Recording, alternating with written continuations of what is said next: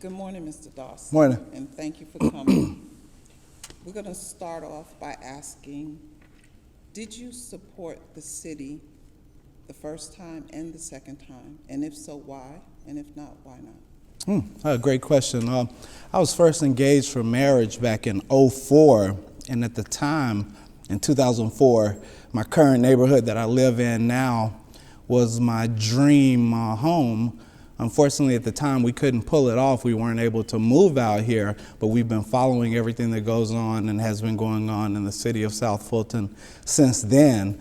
And I've been a strong supporter of cityhood philosophically and in 2007, and this recent initiative actually as a homeowner of properties in South Fulton and my primary residency being in South Fulton. So it was a strong yes, even though I evaluated some of the issues and concerns of the people who were no's. I was a strong yes, flew the yard sign in my yard, and also lobbied my neighbors actively, and was out there on election day doing the same as well. Okay, given that, what is your, now that you want to be the mayor, tell us why you feel you're qualified to be the mayor, and what is your vision for the new city of South Fulton? Great question. As a citizen alone, I put my money where my mouth is. I can live anywhere in the world, and a lot of my coworkers and cohort members, they decide to move to Alpharetta or Dunwoody or Sandy Springs or Roswell. Well, I put my money where my mouth is in this difficult economy. Secured my mortgage. I always say, I tell people I think I have the smallest budget in America, but I was able to secure that mortgage, improve the home, improve the neighborhood. So as a citizen alone, I feel qualified. Also, I feel like we're at war. This is serious business. We have this battle in the state house with the city of Atlanta and other parties known and unknown for the Fulton Industrial Business District. So we're at war. What qualifies me is that I'm stepping up to this war, to the front lines of this war. Send me. I'm volunteering for the fight, and I'll take the slings and arrows that come with it. But I'm definitely man enough to step up to that challenge, and that's what I'm doing. Okay. The second part of that question was, what is the vision that you have? Vision is pretty cut and dry. Three things that I'm primarily focusing on. Number one, jobs. It's the job, stupid. We need quality jobs. We need to maintain the quality jobs that are here. We need to bring more quality jobs in here. I'm also focused on law and order, which I'm in cybersecurity and financial fraud investigation and security as a part of my day job. This is what I do. So law and order, this crime situation is getting a little out of control. It's striking a little close to home, and it's honestly frightening and alarming. I look forward to addressing that. And then finally, it's time for us to build and grow in the city of South Fulton. So I want a comprehensive city plan that includes the construction of a municipal complex, city hall, police, fire, and also public works and a city auditorium. Well, speaking of a comprehensive plan, the first step is the transition from the county to cityhood. Can you give us, say, 3 or 4 steps of what you would do to transition from the county to the city of South Fulton? Of course, first and foremost, we have to have the financial ways and means in place. We're going to have to take care of the financial order, that banking relationship, the budgets, and actually becoming liquid as a new entity. The continuation of a contract for some of these city services that aren't going to be able to be stood up and transitioned immediately. We're going to want to have contracts in place for that. And then I'd say finally, transition-wise, is us determining what services we can immediately render and manage ourselves as a new city. So I heard you say budget. Do you know what the current budget is, and is it adequate going forward into the new city? Current budget isn't adequate. I noticed that we were, unfortunately had to tap into about, was it $4 or $5 million in reserves currently for this current iteration of this special service district. We don't want to tap reserves, we want to build reserves, and I'm very enthused that we'll be able to have a huge reserve annually moving forward with the financial structure of the new city. So what we have right now isn't adequate. We'll be getting those additional funds from the sales tax, and then also looking at places that we can tighten the belt and cut that budget. Okay.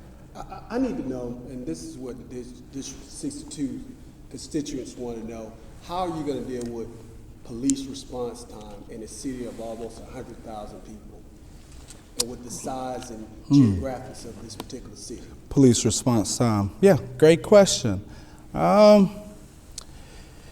Of course, right now, I think we have approximately 144 officers, if that's right. There's some vacancies, so that fluctuates day to day or week to week. And I've had the opportunity to meet with almost all of those officers. I'm meeting with them every day, and also with their leadership.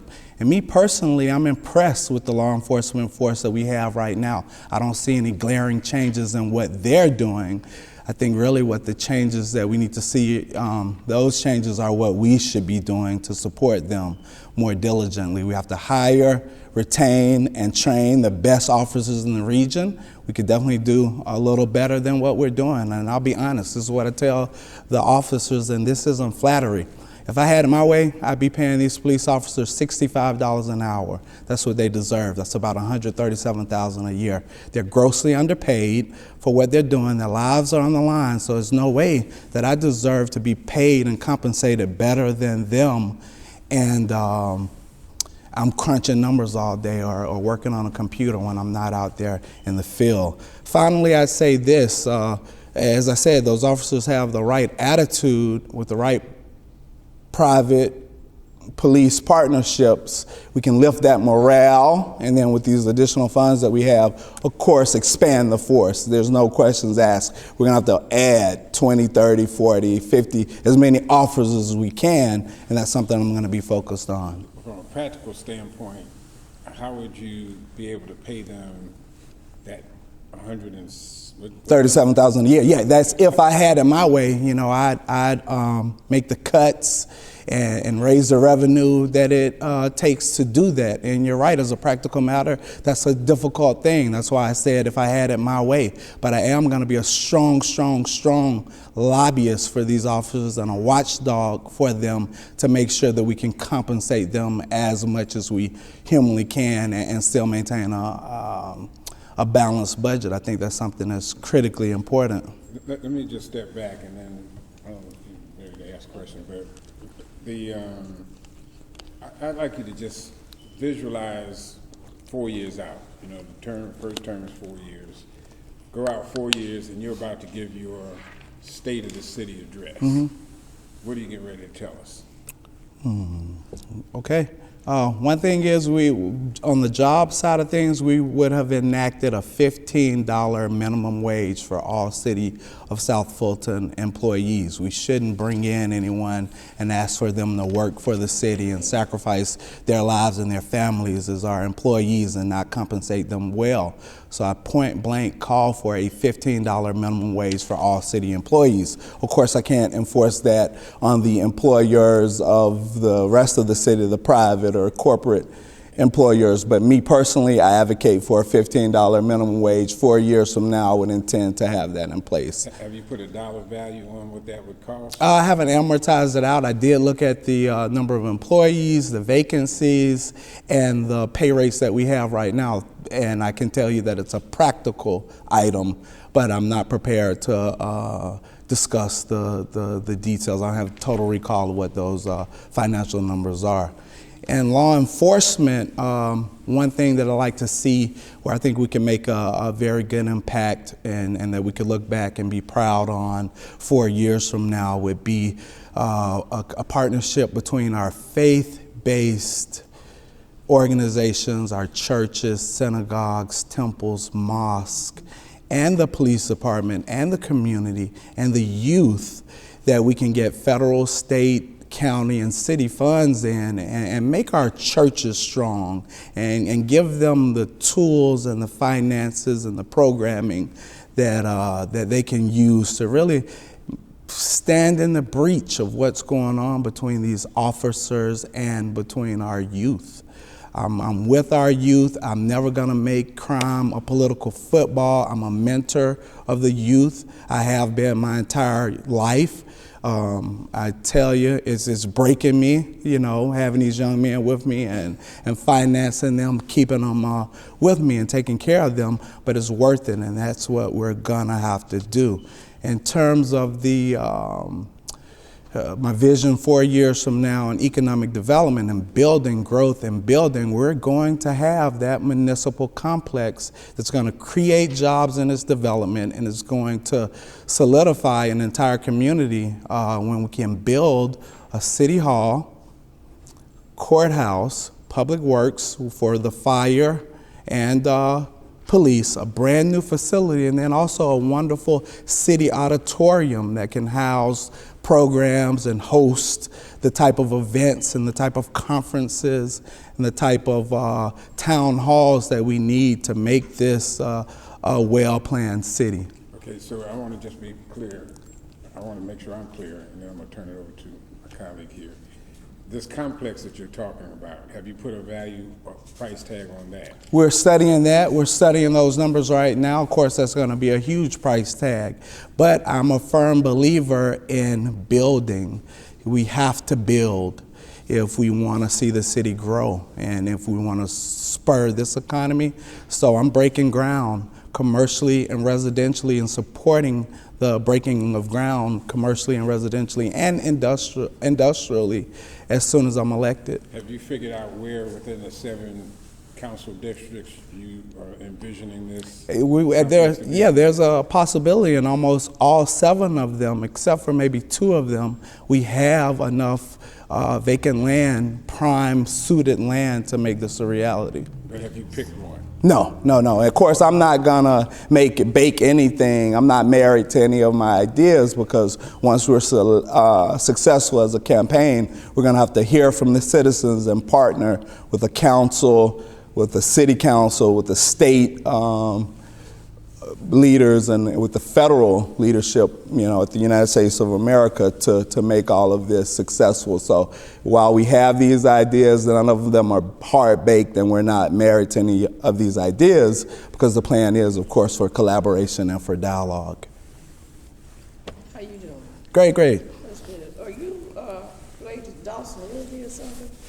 No, I'm not. No. I'm trying to get a graph idea on your planning strategies. So you said, am I related to, you said? Dawson relative. No relation. No relation. So when you no. say reserve, what reserve are you talking about? Well, What reserve? a reserve that, About money. a reserve that the city, any city has to build, an emergency fund. Right now, Yeah. you're running for mayor of a city that is not yet incorporated. When we become incorporated, Correct. May 1, where do you expect to get your money from? Oh, well, we have franchise fees, municipal fees, property May tax, 1, will you sales have tax. that? No, on May 1. Oh, on the first this day. year, Oh, well, there's where do you expect to there's get money to talk about reserve? tons of options for that. Of course, we can now, as a transition team, the members of the transition team should be working with the county right now to make an arrangement, some type of contractual arrangement that we could seize a portion of the franchise and municipal fees that are being collected, have been collected and deposited in advance. That's of course is one option, the leading option for funding this immediately on May 1. Would you agree with that? Well, have you watched the activities with the county commission? Yes. And what the budget piece will be on Yes. May 1? Yes.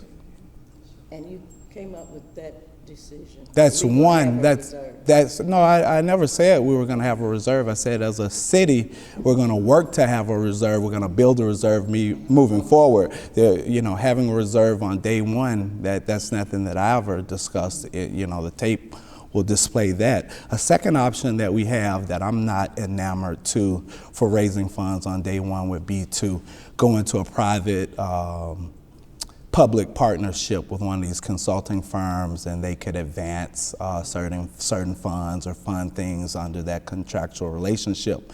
Me, I'm not hot and heavy regarding contracting or outsourcing our city government. I'm meeting with the citizens every day. We have a well-qualified, well-educated, professional citizen base.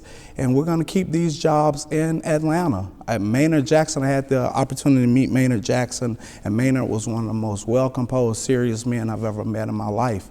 And Maynard got it right. He built jobs in Atlanta. He built the businesses, the small businesses in Atlanta. He held the corporations and corporate interests responsible in Atlanta. And that's what my administration is going to do. A third and final point that I'll raise to your question regarding raising finances for day one, of course, there's going to have to be an RFP executed for a banking relationship.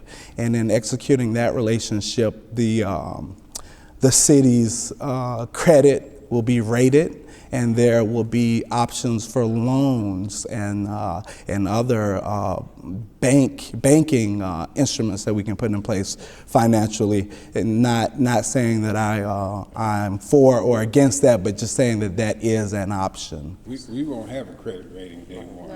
A credit rating in terms of a banking relationship, not anything in terms of Fitch and bonding, which I do have experience with municipal and catastrophe bonds, so not discussing that type of credit rating in terms of Fitch or anything that would be related to municipal bonds or actually initiating any type of credit relationships or credit instruments. I'm just speaking to the banking relationship that we'll be executing an RFP for. William? Yes, Mr. Dawson, this is coming directly from my constituents that live in Stonewall Manor. Stonewall How Manor. are you going to prevent big commercial distribution centers popping up in community backyards? Brilliant question. Brilliant question. And I need you to explain to me how you're going to protect their $250,000 to $350,000 investment. Yeah, great question. You know, I was thinking about that when I was driving over here, and a lot of these questions are easy, as you know, with you being a political candidate or you being the mayor. A lot of these questions are easy because I wake up every morning in my living room or my bedroom, and I'm walking around my house, and these same issues impact me. I'm annoyed when I'm on Stonewall Tail or one of these industrial roads and the traffic of some of these industrial facilities that we see in there. And it's ludicrous that the zoning and the permitting has allowed some of these in the places that they are. So if you go to my website, robertdawson.net, you view my platform, one thing that you'll see is that we're calling for a comprehensive plan of the land use and comprehensive plan, not just commercially, for our residential neighborhoods, so that as citizens we have that experience of work, live, play, and not work, huge industrial complex across the street. So that's a part of our comprehensive plan. I think that's the trendy way of saying it now in municipal government, as opposed to referring to a master plan city. We're going to develop a comprehensive plan, including a comprehensive plan for land use and having those parcels allocated for the type of use that the citizens want to see. And we're going to have true residential neighborhoods where the experience for our families and our children, it's a quality experience. So I really like that question. What would be your plan on looking at the existing zoning that the Fulton County Commission now has in place to prevent this on day one from continuing? We're going to have to tweak all that when we start standing up and adopting a lot of the ordinances that the county of Fulton County currently has in place. There's nothing stopping us from addressing that on day one and making it a more favorable outcome for us, those of us who live, those of us who actually live down here. What are you going to do for the senior citizens? And by not burden them with a whole lot of taxes in the new city? What are you gonna do? People that have been there 20, 30 years, that don't have children in the school system. I've been told that in some comprehensive plans, they got places to play for the children and whatnot, safe places. Yeah. But they hadn't seen any places for seniors to do recreational activities in the district, and we have a lot of seniors in the new city. And to be honest, they're our number one. Thanks for that question. The seniors should be our number one priority. You know, this exact generation has gotten us to where we are now. I'm proud that the city will have a role in taking care of them and giving back to them. I'm calling for a division of senior services that's focused exclusively on the interests of the seniors. So whether that's assisting with the health care, getting them a lot of these federal, state, county, and city resources.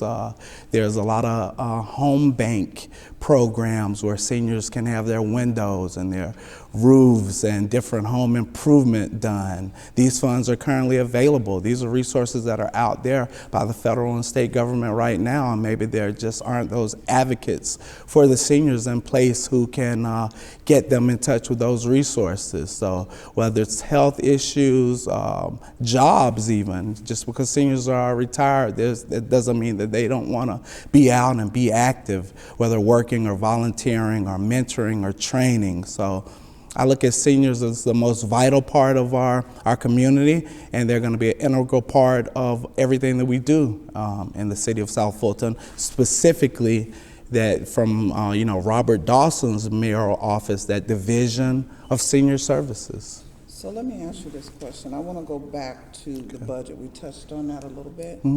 But my question is, do you know what the current budget is that we're functioning on? And is it accurate? The actual for 2016 was it 58 million? 58 million, I think, was the actual for 2016. The budget that we currently have, is it going to be adequate going forward? And I also heard you say you would not outsource, but if you don't outsource, if you make a comparison, and you see that if we're spending $500,000 in the budget in-house, and you can outsource for $200,000, would you outsource at that point?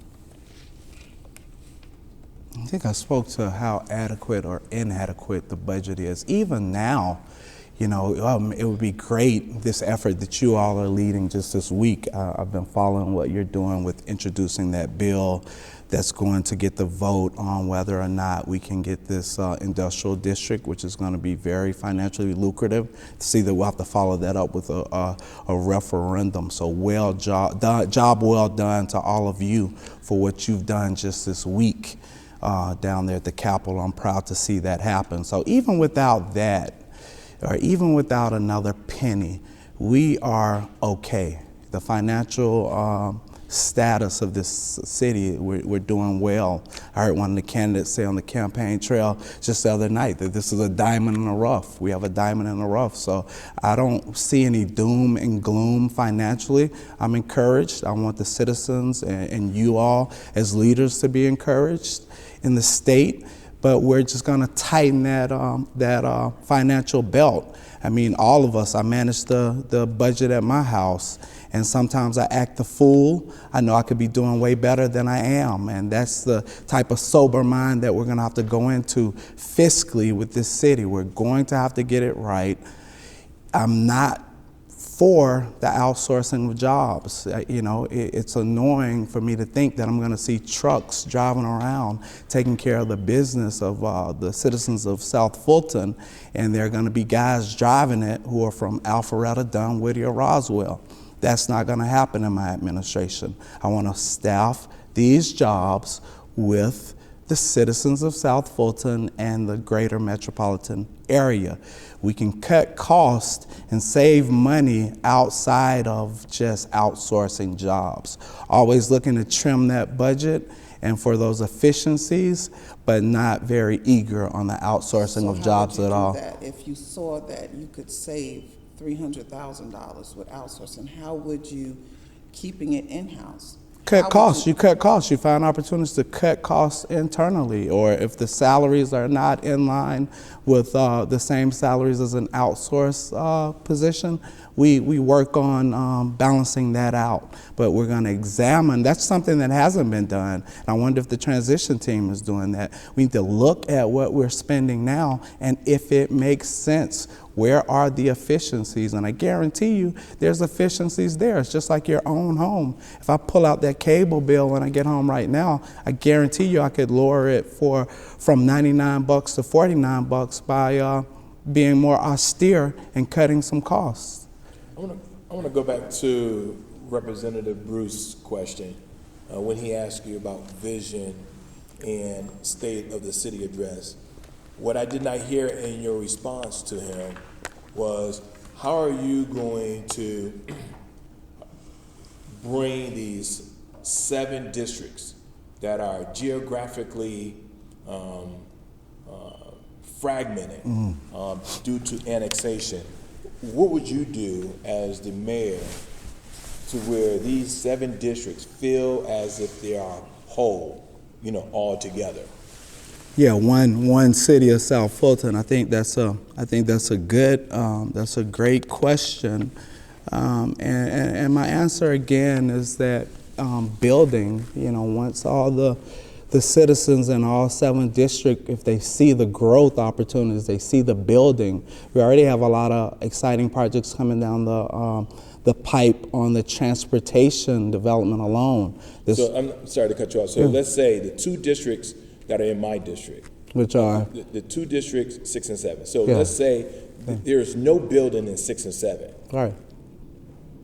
Well, but All the then- building is done in 2 or One, 3, yeah. whatever. Once beyond building, what other opportunities do we What have? would you do as the mayor? I think, to where all 7 districts feel as one. I think we can not only bring all 7 districts together as one, we can also bring our 7 districts together as one with metropolitan Atlanta and the whole of Fulton County. One practical way of doing that we'd be able to discuss at a State of the City meeting 4 years from now would be a comprehensive transportation plan for South Fulton, where we connect the 7 districts with each other, and then we also connect South Fulton with Atlanta and some of the outlying suburbs and cities. So that's one opportunity. They did it successfully in North Fulton. We're not doing it as successfully down here in South Fulton. But if you talk about He did what in North Fulton? develop a comprehensive North Fulton transportation plan. It exists, it's viable, there's a lot of interest, people working on that, and we need the exact same thing in South Fulton. Partnerships with people like MARTA, the airport, and these other large transportation entities. So, What are you going to do about these unpaved roads that we have in the district? Well, luckily now with the new sales tax initiative, there's going to be a continuation of ongoing programs, $500 million of funds available over the next 5 years. So Coming to the new city. much of it coming to the new city. So and to South negotiate that, Fulton. where do you think you're going to, you have to negotiate that. Nobody's going to give you that. Well, listen, we've earned it. We earned our share. We'll get our share fair and square. That can't be denied. We have to have the viable, those projects like the walking trails, the sidewalk initiatives, the bridges, the infrastructure, and the paving of roads. We're in a good position to be productive on all of those. There's nothing stopping us. Do you negotiate contracts right now? Oh, yeah. Oh, yeah. In the interest of time, why don't we, each of us take one more question and we'll go from there. Mr. Dawson, what I've been getting from my constituents that the youth don't have enough to do. What is your plan to create valuable youth programs and build facilities in South Fulton under your Parks and Recreation Department? Okay. So that's two-parted. First, let's just talk about the youth, And again, it's like one of those things I've been doing my whole life. My first experience as a leader in a leadership position, I was the chairman of the youth for the Mothers Against Violence. And, you know, working with those mothers who lost their children, the siblings that remained. So it's just one of those things I do. I've been a teacher in the community college level, a mentor there at the community college level. So I'm really concerned about the youth. And really, there's a way out. I mean, if we think outside the box, this isn't as dire of a situation as we think it is. Bill Gates, for everything he does. I'm sorry, in Yeah. the interest of time, what is your plan? Yeah, let me get to it. Bill Gates, all those things that he does, you know, with the water, the clean water and fighting malaria, what keeps Bill Gates up at night and has him turning in his bed more than anything is the fact that he has this great technology. He's developed this great technology, this Microsoft.net enterprise, multi-trillion-dollar technology, and there are not enough Americans to use it.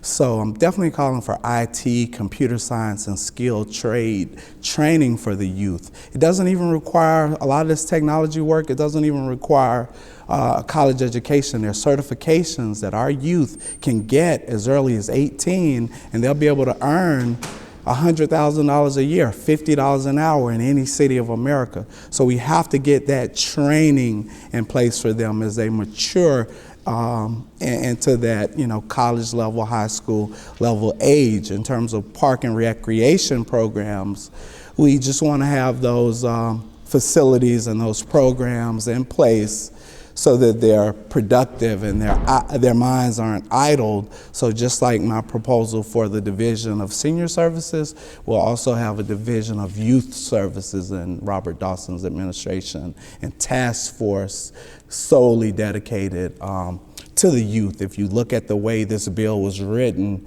there's a misnomer that it's a weak mayor, strong council. But when you vote for Robert Dawson, there's nothing weak about me. And I believe that there's nothing weak about that office. I think the mayor's office with divisions like a division of youth services and divisions like a division of senior services, and they're different task forces and city-private partnerships, our youth and our seniors are going to be well taken care of. With the interest of time, I'm Do you have another? Yes. Just to piggyback on something you just said, do you feel as though the mayor's position on day one is going to be a part-time position? And do you have the availability, because I don't know what your profession is now. Right. Do you have the availability to concentrate on the new city and its needs? This is serious business, you know. If I had written this legislation, I would have called for, and considering the size of the city and the size of the budget, I would have at least called for a full-time mayor, if not a full-time council. It's a challenge. There's a lot of work. I'm here in this suit and tie right now, but I really need to be in overalls right now when we look at the amount of work that needs to be done and the amount of work that I'm doing. And I'm out here doing it already. Me personally, you know, I have a corporate position. I'm also in business, and I also have an academic career. So my schedule is grueling. I remain excruciatingly busy, but you know, if it calls for time, you make time. And again, that's why I stepped up to this in the first place. It's vitally important. So full-time, part-time, $175,000 salary or $2,000 salary, I'm gonna keep doing this at a high level. Just from a practical standpoint, you know, I heard your comments about the mayor, or the role of the mayor. The reason for the part-time mayor, full-time person, city manager, is because we don't know who the mayor is going to be at any given point in time and whether they have the skills to run a city. So you hire a professional who runs cities. So that's, you know, just to speak to why the legislation went the way it was. The question I have, again, is if you think of other places, you think of New York, you think about a financial center. You think about Los Angeles, you think about, a movie center, whatever it is.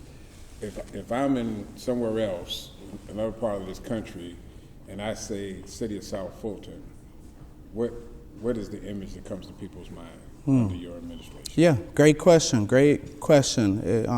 We want to think of a family neighborhood, a family community, a great place to live and raise a family, a great place to work, live, and play. Then we also want to be a convenient city that offers a lot of amenities and services, not just to our citizens, but also to visitors and people in the near proximity. Look, as a neighbor to the world's busiest airport, we have so many opportunities to find what we are and to make South Fulton the diamond that we know it is. So there's no lack of opportunities. We're going to work with the citizens and with the existing leadership, and we're going to build that brand, and that's going to be a brand of high cachet. It's going to be of high value, high worth, and I think one of the most preeminent neighborhoods in the area. Yeah, how do you see keeping the little islands that are off to themselves as part of the city, feeling comfortable with the city and keep them safe? Yeah, great question. I ride the district every single day. When I leave here, I'm going to go ride it right now. All 7 districts, all 20 polling places. So I'm out there. I've seen every nook and cranny. I'm getting to learn it more and more every day. I'm enjoying it. I'm meeting all my neighbors. And there's a healthy dialogue going on with us. The only challenge I see geographically, I really don't see that challenge. Once you get out there and ride it and you see it, I don't see that as a geographic challenge. I don't see that impacting the esprit de corps and the morale of us as one South Fulton, us being a proud community. But you're right, in terms of a public service, doing those public services and policing, it does present a challenge because some of the borders are frayed and very jagged, but I don't think it's as being out there in the streets, campaigning every day, riding it, seeing the neighborhoods, realizing what the borders are, is not as serious in real life as it seems in theory. Anything else? One last question to you. Yeah. I'm sure that when you came in here, you said, I hope they ask me this question. Right. So that I'll be able to give them my best answer. What is the question that we did not ask? What question? Just why I love South Fulton, like why, what do I love about South Fulton? Because that's my campaign's slogan. I love South Fulton, and I really do. Okay, so what is the answer to the question that we just asked? Yeah, why I love South Fulton and why I think I'm the man for this job is, as a community and as a predominantly black community, how unique, how rare. It's really hard to find this in any major city in America, the fact that we have just the full diaspora of the African American experience inside the geographical, political boundaries of one city. So I'm proud to be a man that can, go and campaign at the homes of some of my neighbors with $1 million homes and multi-million-dollar homes, and then to sit down in the living room of some of my constituents who have a more humble financial experience. And it's a rare opportunity for us in those two spectrums and even in the middle of the black community to come together under one vision. That's compelling. And even when this thing gets tough, it's encouraging for me. I hope it's encouraging for all of us. Okay. All right. Thank you. Okay. All right, thanks. Thanks a lot. Thank you.